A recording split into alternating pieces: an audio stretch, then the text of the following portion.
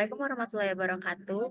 Kami dari kelompok 3 akan mempresentasikan mengenai analisis data kami, yaitu analisis data Netflix menggunakan RStudio. Jadi yang pertama kita membaca dulu filenya yang akan kita masukkan ke RStudio. File tersebut dalam bentuk CSV. Lalu kita lihat datanya.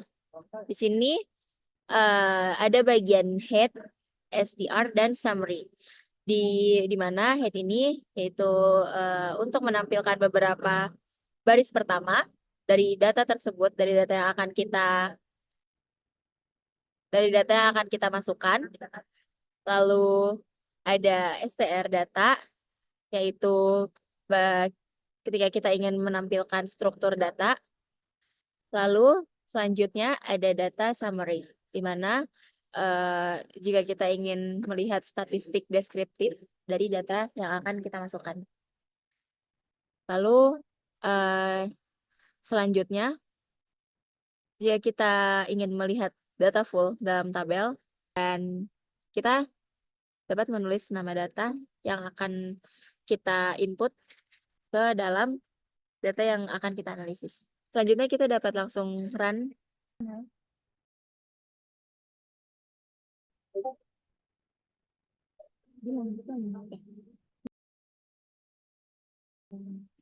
Baik, ini merupakan tampilan ketika kita sudah run data yang akan kita lihat dan sudah kita input tadi. Baik, selanjutnya kita akan melihat analisis data yang telah kita input barusan dengan bentuk histogram.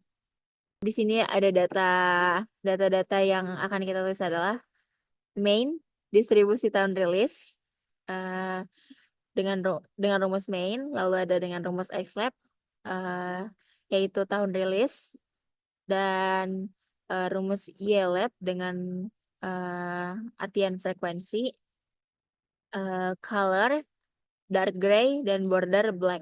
Di sini main itu sebagai judul, XLab sebagai sumbu X, yaitu sumbu horizontal, YLab itu sebagai frekuensi, yaitu sumbu vertikal, color itu sebagai warna, dan border sebagai warna pinggiran.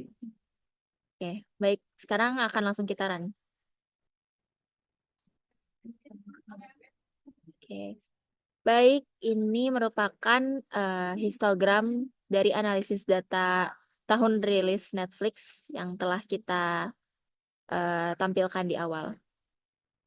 Selanjutnya kita akan menampilkan diagram batang dengan analisis distribusi genre.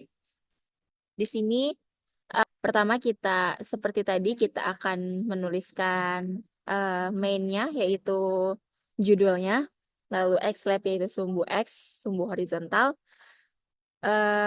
dengan input genre, dan YLab yaitu sumbu Y, sumbu vertikal, dengan input frekuensi. Selanjutnya color, yaitu warna, memakai warna coklat, dan selanjutnya kita akan run data ini.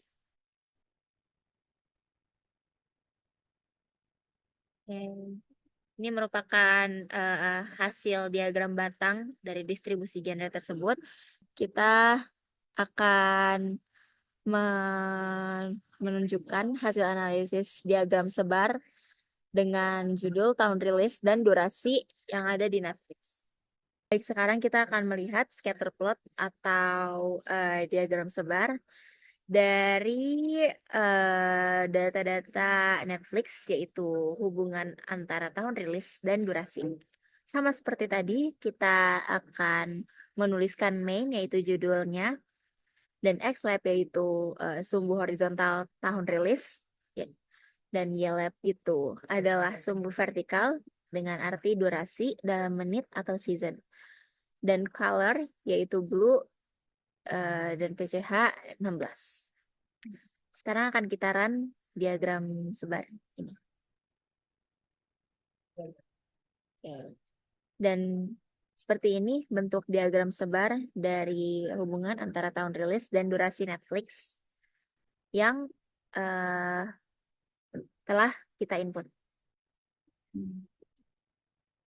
Selanjutnya, kita akan membuat diagram kotak untuk membandingkan durasi berdasarkan genre.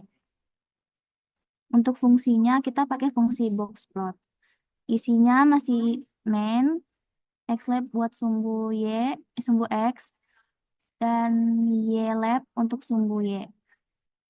Colornya kita pakai biskuit yang 2. Langsung aja di run. Hasilnya akan seperti ini.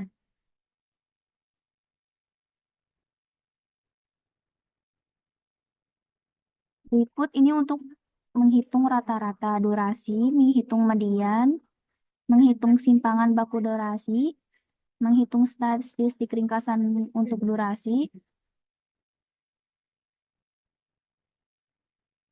Fungsinya bisa dilihat aja langsung.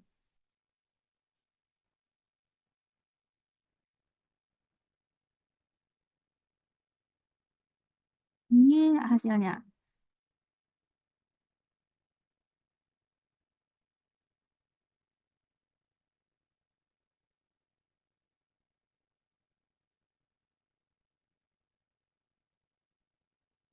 Selanjutnya, kita akan membuat box plot untuk durasi sendiri. Kita memakai fungsi box plot yang isinya masih main sama ylab untuk sumbu Y.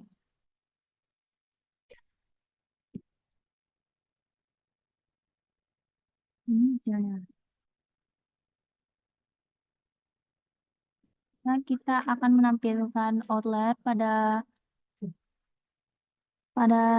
diagram sebar.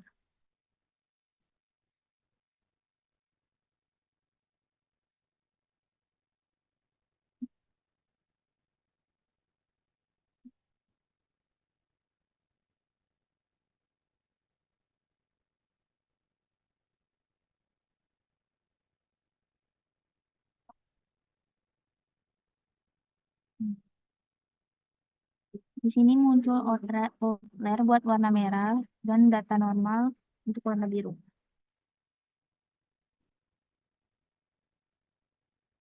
Ini untuk menghitung Z-core-nya dan juga akan menampilkan dari nilai outlier.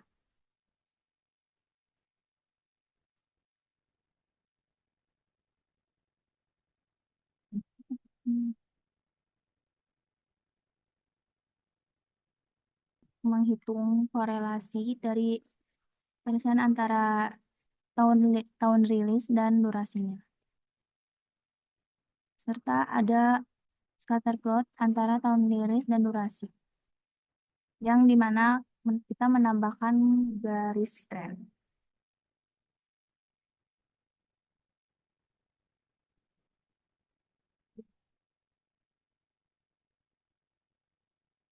Ini hasilnya.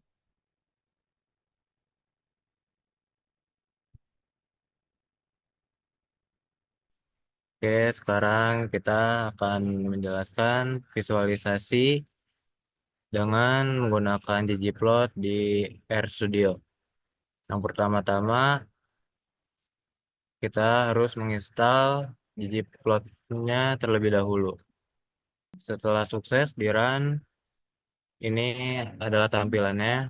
Pertama, kita akan membuat diagram batang, dan ini cara buat diagram batang untuk frekuensi variabel region. Dan ketika di running,